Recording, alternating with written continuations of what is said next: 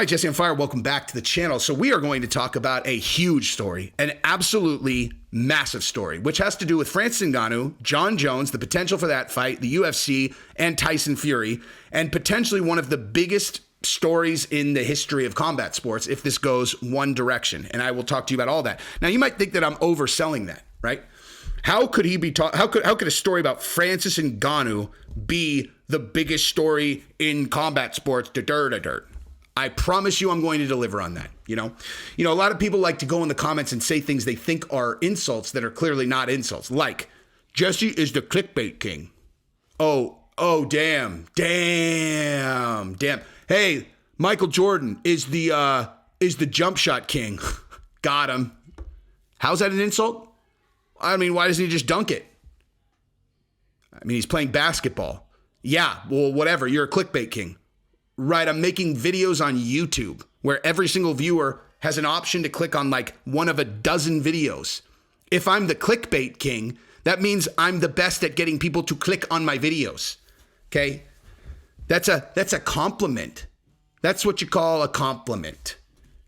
Anyway, but yeah, so we're going to jump into this right now. I don't even know if I said this yet, but if you like the content, subscribe and ring the bell. Okay? I may do clickbait titles, but every single video I do is good. I won't record it. I won't put it up if it's not good. So get over it. Anyway, so here's the deal. So yesterday, you have the UFC come out and say that Jon Jones is ready for Francis Ngannou or Stipe Miocic, right? And I was like, really?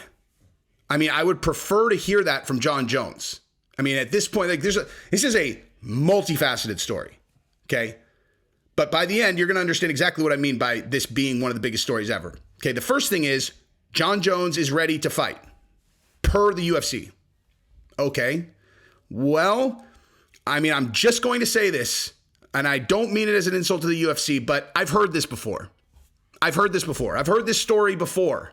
I have heard you guys say this, that Jon Jones is ready, and he wasn't. And he didn't get signed, and nothing happened.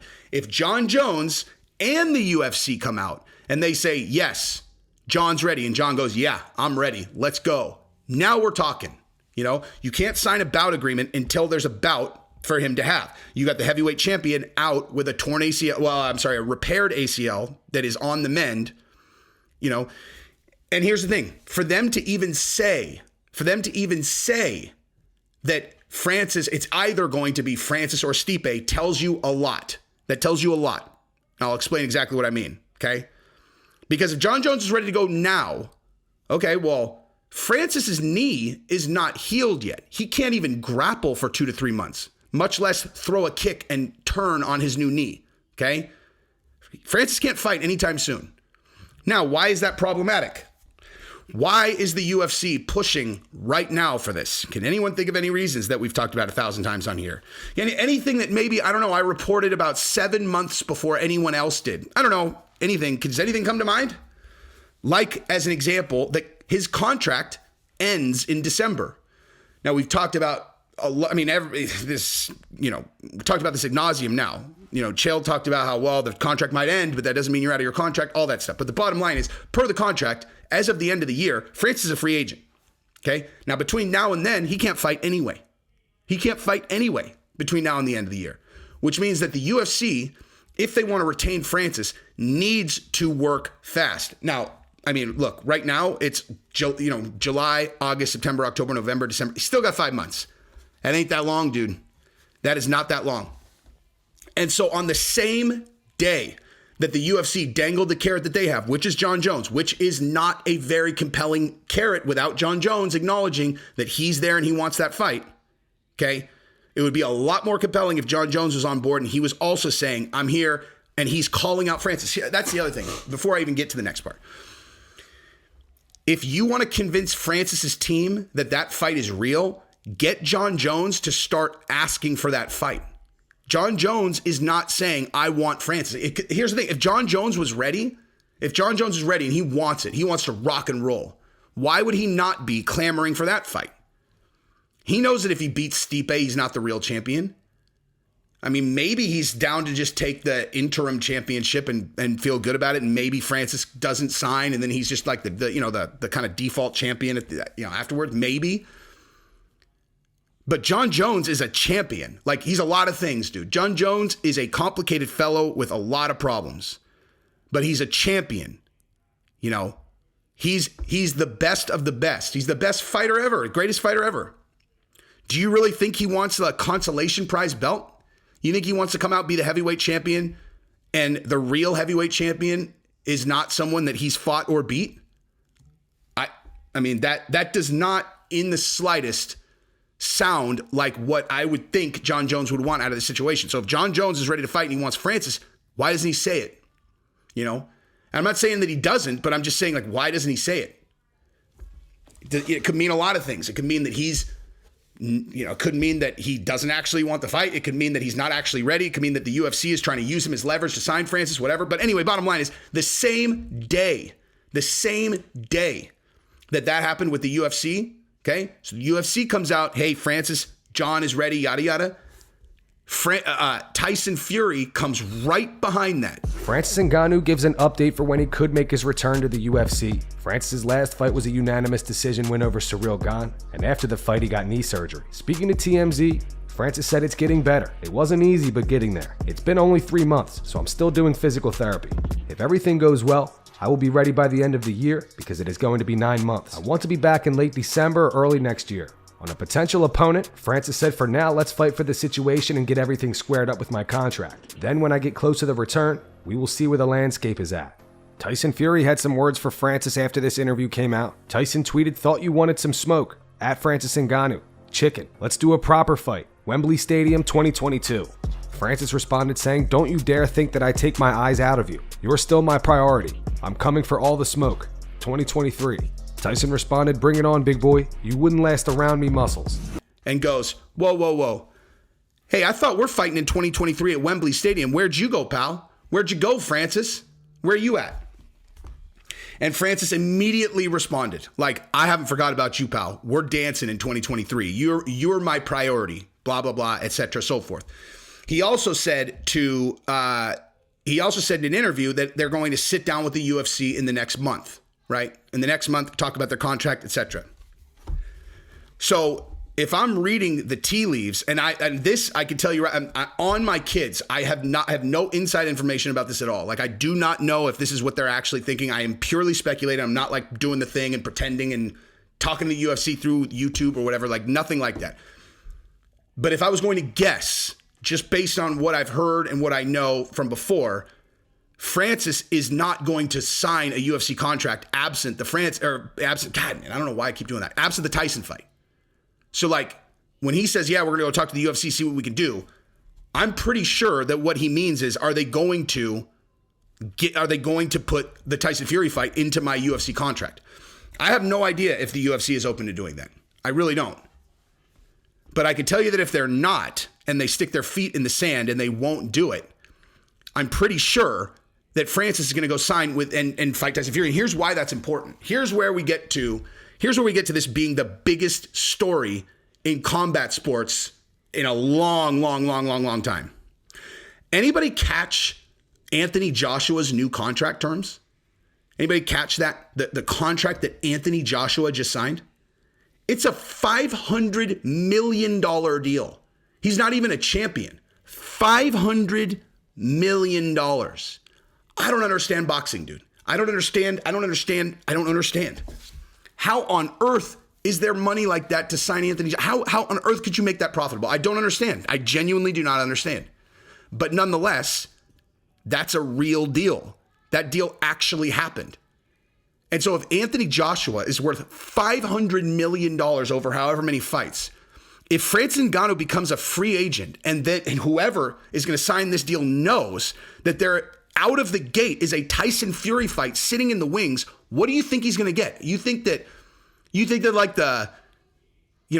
just to put it in perspective, from what I've heard around the campfire, guys that have solid UFC contracts, I have no idea what Connor's looks like, but other high-paid guys, you're talking low 7-figure base salary plus pay-per-views, maybe to the mid-single-digit, 7 figures, like maybe to there, like where including everything, base salary up to maybe $4 to $5 million tops, absolute tops before pay-per-views.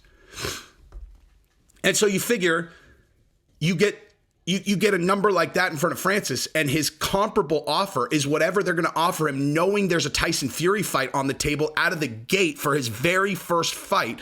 And the offer the contract that Anthony Joshua got is $500 million. I mean, what?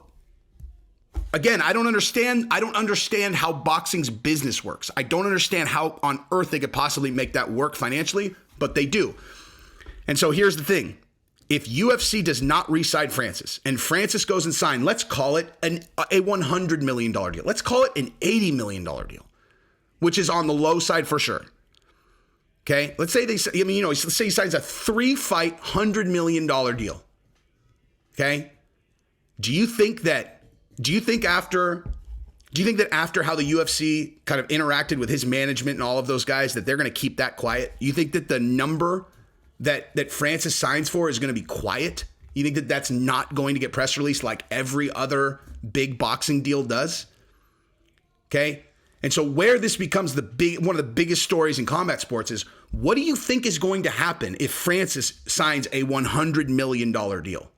Like, what do you think is going to happen? What's like, and I'm not talking about like for Francis. I'm not talking about like, okay, well, he's going to go get his ass kicked by Tyson Fury and then blah, blah, blah, blah. I'm not talking about that. Okay. I'm talking about what happens to UFC fighters. What happens to guys who have big profile in the UFC? Where's their aspirations start to go? Where's their management start thinking? The management makes 10%, whatever. Like, I don't know. I don't know what management makes. Call it 8 to 20%. I have no idea. But like, let's just call it 10% for example's sake. Okay? The managers are the ones in their ear. Like, here's what I think we should do. Yada, yada, yada, yada. Hey, what's 10% of $500 million? $50 million? Does that sound like an enticing thing that might get the managers thinking about like, well, Jesus, how do I get them a deal like that? And there are very, very, very, I'm not saying that anyone's going to be able to get a $500 million deal, but how about 100? That's a $10 million commission. Okay? And so you think about it like this. Most UFC fighters will not be able to get this deal in a million years, right? Like nothing. Like Francis is in a very, very unique situation for sure, and there's no smart person who doesn't recognize that, especially because he has the Tyson Fury fight sitting there right there in the wings. That will be an extraordinarily rare situation. But like Nate Diaz has this Jake Paul thing over there, whatever. That's why UFC needs to try to strangle and kill boxing. I have tried to have this conversation, through many different channels, that like the way for the UFC to win long term is they have to waste a shitload of money to take over the entire sport of boxing. I don't know if that's even possible, but nonetheless.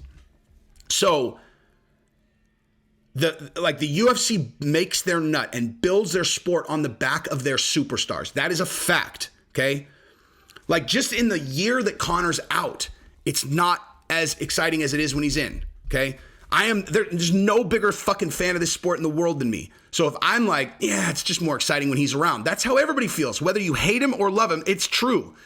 And if Masvidal and Colby, they went and sat out for a year at the same time as Conor, you're like, gosh, like, you won't really be able to put your finger on it, but you're like, I don't know, man. There's some, just feels like there's nothing going on. It feels like there's nothing going on. You're like, you got 3 fucking guys out. 3. And the guys who are going to be eyeballing that deal over there, if Francis gets that deal, are the absolute most critical guys that the UFC builds their business around. That's just a fact, man. Like this is not like rocket science predictions here. If Francis goes and gets a 9-figure boxing deal by fighting out his contract, you are going to start getting superstars who try to fight their contracts out. That's just going to happen. Or the UFC is going to have to start paying them much more. And if the tide rises with the top guys. So if the top guys start making more money, other guys should. I actually don't know if that's true in the UFC's case. But the bottom line is the UFC is going to start needing to pay the stars much more if Francis goes and signs that deal. All the big UFC stars, like all of them, literally all of them, should be if their own money is their objective, they should be rooting for Francis to go sign an enormous deal. That should be what they hope happens because it's going to equate to more money for them. Inevitably. Because they're negotiating, so if you're a champion you negotiate your deal up against guys who are in a similar situation to you, what they get paid, and then also how close you are to being a free agent. So people are going to have to risk it to get to a situation where they have leverage like Francis. But like, if he goes and gets that deal, a real big deal like that, I'm telling you, it will be a tidal, it'll be a tsunami inside, not stuff that everyone else will see, like not stuff that most people will even realize is going on, but inside. Like on the inside baseball, in Hunter and Dana's world, and in the fighters themselves and the top guys with the top managers, this will be a fucking atomic bomb in their world. It'll change the dynamics of how they negotiate and deal with fighters without any shred of doubt. Because no one's ever done it before. No one's ever like gotten to be a huge star in the UFC and then left and made fuck you money. Conor made fuck you money with the UFC. Like they walked him out there on their hand. They're all, yeah, we'll let this little guy get his money. But you know what? We're gonna get our money too, and we're gonna go take all these fans from boxing and bring them over to the UFC. Here you go. There you go, little guy. Go make your $100 million. Okay, no one has actually beat the UFC. Not beat him, I mean, kind of beat him. So it'll change the game completely.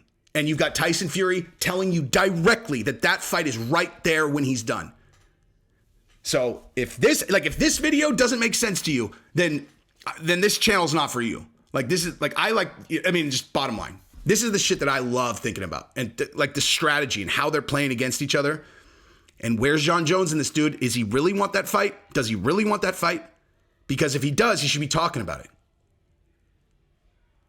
I want to see Francis versus Jon Jones, personally. Like that's a fight I would like to see. But I also would love to see Francis make an enormous amount of money.